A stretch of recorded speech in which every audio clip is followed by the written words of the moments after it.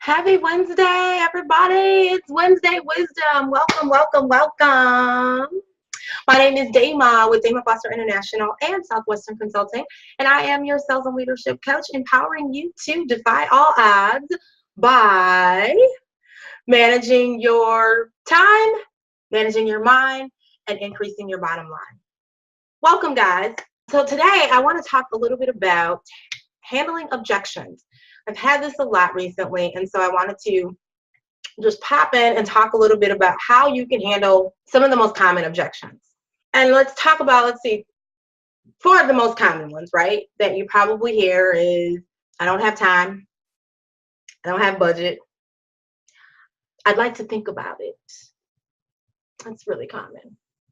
And maybe I need to talk it over with a spouse or whatever the case may be. Okay, so those are probably the four top ones that you hear. If there's something else that you hear, let me know.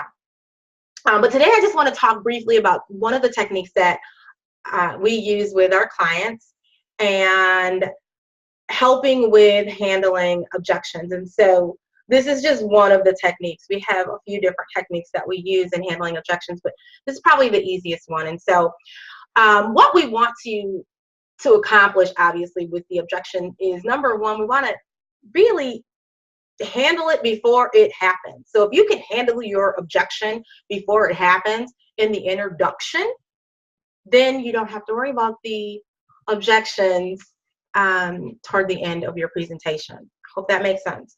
So 75% of answering the objection is a transition into answering the objection. So what you want to do is not actually overcome the objection, right? So answering the objection needs to be more of a dance, not like a fight. Does that make sense? So you want to kind of lead them down the direction that you want them to go. And so one of the techniques we use is the feel, felt, found. And so I'll just walk through like what that sounds like really quick. So Phil. So somebody says, you know, they don't have the budget. Hey, you know, I understand you don't have the budget right now. I feel you on that. So you're basically empathizing. You're showing them that you're empathizing with how they feel. So we can't help how people feel, but we want to make sure that they know that we understand how they feel, right? Okay, so felt. Well, you know, about 90% of the people that I speak with felt the same way as you, as far as them not having the budget. So I completely get that. So basically what you're doing there is you are eliminating their terminal uniqueness, letting them know you're not any different from anybody else who has worked with me or who has bought ABCXYZ from me, in that most people have that same issue or had that same issue in coming in. Okay, so that way you've suddenly taken that power away of that uniqueness that they thought they had, right?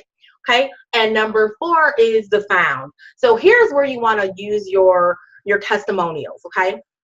And so that is really where the impact comes in. And so there's about four different levels of people of testimonials. So the most powerful, obviously, is going to be the person that tells the story themselves. So if you have testimonials or from clients that you can shoot over to them, like, let me send you a testimonial of a client who had a similar situation just like yours. Perfect, right?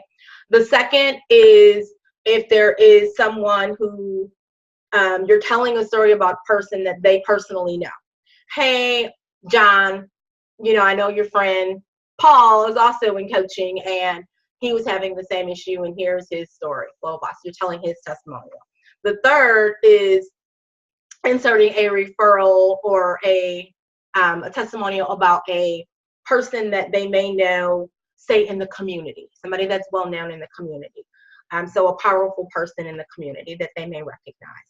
The fourth, which, you know, now we're getting a little little more down on the totem pole as far as like belief would just be somebody that they don't know or they've never heard of, right? So inserting a testimonial there. And then the fifth would be giving your own testimony. And we all like to talk about ourselves, but nobody cares about you when you're selling your own stuff, right? You can't be your testimony for your own stuff. I mean, you can, right? But it's based, then you're actually being the living, breathing, walking testimony, not just talk. You have to actually be leading and living that testimony. So hope that makes sense, guys. Go out and crush those objections using the feel, felt, found technique. If you have any other questions, make sure you comment on this video. Let me know, reach out, text, email, call, whatever. Make sure you share this video. Follow me on social media, and hopefully this was helpful. Thank you guys for joining me for Wednesday Wisdom. And until next time, guys, go out and defy those odds. Peace.